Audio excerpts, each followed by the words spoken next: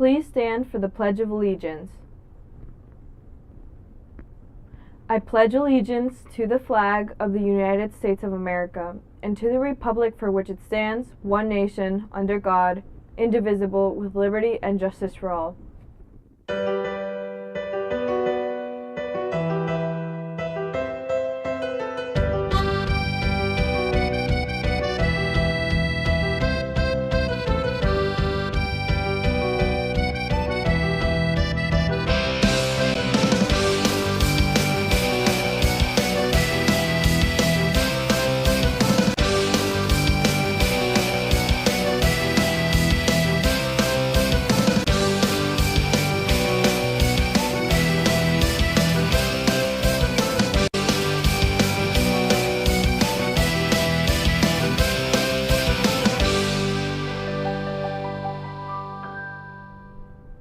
Good morning, Roselle Park Panthers. Today is Friday, September 29th, 2023, and I'm your host, Gabby. Happy Friday, everyone.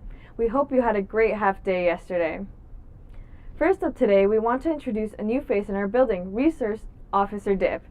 She's our new officer in the building along with Officer Powers. Here's a quick meet and greet with Officer Dip.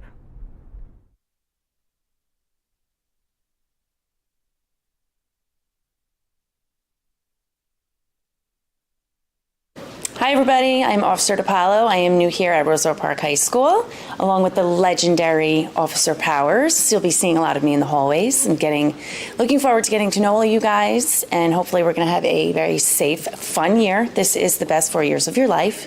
I'm a retired police officer. I worked with Officer Powers for 16 years. I worked for 25 years, and I'm looking forward to a great school year. Be sure to stop and say hi anytime you see her in the halls. Welcome to Officer Dip. One of our favorite recurring segments here at RPtv feature our athletic trainer, Mr. Kevin Rodriguez. Take it away, K-Rod.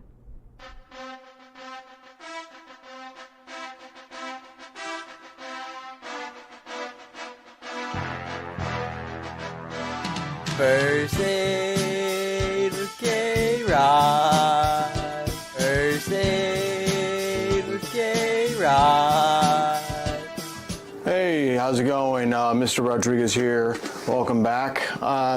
So today I wanted to go and cover what's called splinting, or how to take care of like your run-of-the-mill orthopedic injuries. So orthopedic injuries is any injuries that are having to deal with bones, joints, muscles, stuff like that. So your typical injury that you're going to sustain usually is going to be from a sprain, which is a pulling or a twisting or tearing of the ligaments. And ligaments are the structures that hold your joints together. And every joint that you have in your body is held together by ligaments. That's the main stabilizer in your joints. So from a typical sprain or like a grade 1 or grade 2 sprain, you're going to just treat it like we went over last year, which is applying ice to it, trying to minimize the amount of swelling that happens to the joint, adding compression to it, like we're using an ace bandage, something that compresses and tries to get rid of the swelling or keeps the joint from swelling up, and elevation, which would decrease the amount of swelling that's happening to the joint, and it helps support the joint as well. Now, if it's anything more than that, meaning that if you have a full tear of the joint, you can't put any weight on it, you could barely move it, then that's something that's going to have to be either splinted and taken care of by a emergency room. When it comes to my profession, then that's something that I can splint on site. That's something most people will not be trained to. The act of immobilizing something is called splinting. There's splints that you can buy from commercial splints that you can see like this here. This is called the vacuum splint, and basically what you do with this is that you wrap this around the part of the body that you're going to immobilize. Normally you wouldn't just be flopping somebody's arm around like that who's hurt, and then this pump right here sucks the air out of the joint or out of the splint, and then it becomes a rigid splint, and then it immobilizes the part of the body in place. All right. So again, nobody walks around with this. Your run-of-the-mill person does not walk around with a vacuum splint. But a different kind of splint that you can have access to, and it's actually pretty cheap, but they're called SAM splints.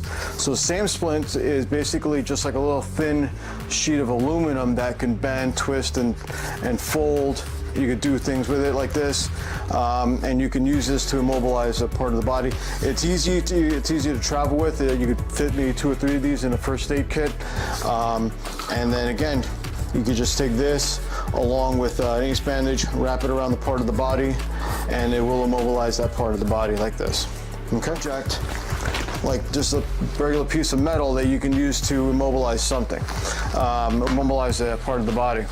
So you take a rigid piece of or rigid object, place it under like this.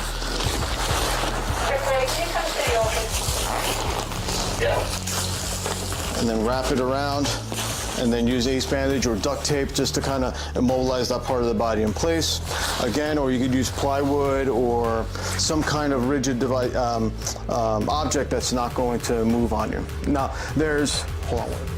Now, again, but this isn't something you normally buy. This isn't something you normally find in a first aid kit. You would actually have to buy on your own. And so what you can do is called improvising a splint. So you could just take your run-of-the-mill 2x4, a piece of plywood, a newspaper that you can just roll up, a blanket, a pillow, or something like that, or typically some principles or rules that you have to follow if you're going to splint or immobilize a broken bone. The first rule is basically you splint the appendage in the position that you find it. So if the arm's bent 90 degrees in one direction, you don't try to put it back into place. That's how you splint it. Okay, if the wrist is turned 180 degrees in one direction, that's how you splint it. You don't try to put it back into its normal position. All right, doing that can cause more damage to the soft tissue. You can shear some of the blood vessels that are inside. The other principle is you always want to splint the joints above and below the fracture. So if the person has a fracture in the forearm, you will want to immobilize the joints, the wrist joint and the elbow joint. Okay, and then the other principle is before you put any splint on, you always want to check circulation and distal feeling or sensations below the fracture site before and after you put on the splint. The reason why we do this is because we want to make sure that first that they have a circulation intact. So the way you could do that is check for a pulse. You check for a pulse, squeeze the fingernail bed to see if blood flow goes back to the fingernails quickly, usually within 3 seconds. If they have that intact and if they could wiggle their fingers, they feel them touching you, then you know everything is intact. You put the splint on, and then you check everything again afterwards. Because if they lost sensation after you put the splint on, that usually means that you put the splint on too tight. So you're gonna have to loosen it up a little bit. You're gonna have to cause some movement and stuff like that, okay? The last thing I wanted to go over is what does a fracture look like? What does orthopedic injuries look like? So fractures they can be called chips, they could be broken bones, they could be a break, but it's all exactly the same. It's a fracture. Fractures, there's 2 different types of fractures. There's the closed fracture where the bone does not rip through the skin. You could have some internal bleeding, but there's no external bleeding.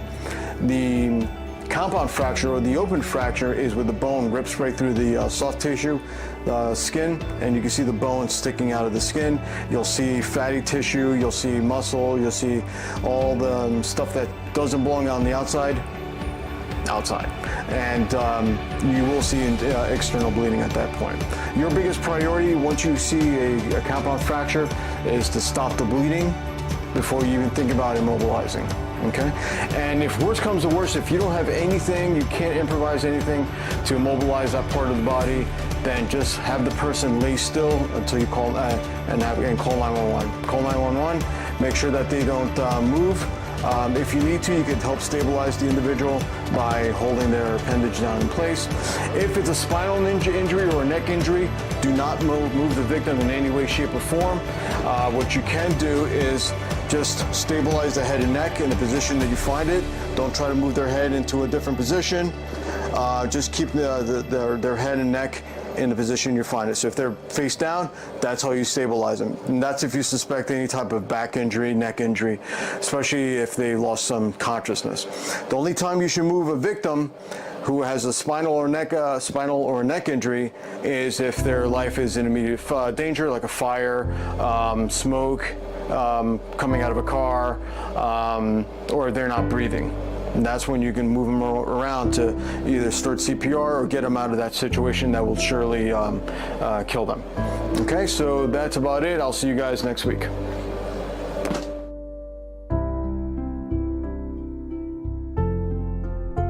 Thanks to K-Rod for always taking the time to teach us a new skill. We at RPtv appreciate your time.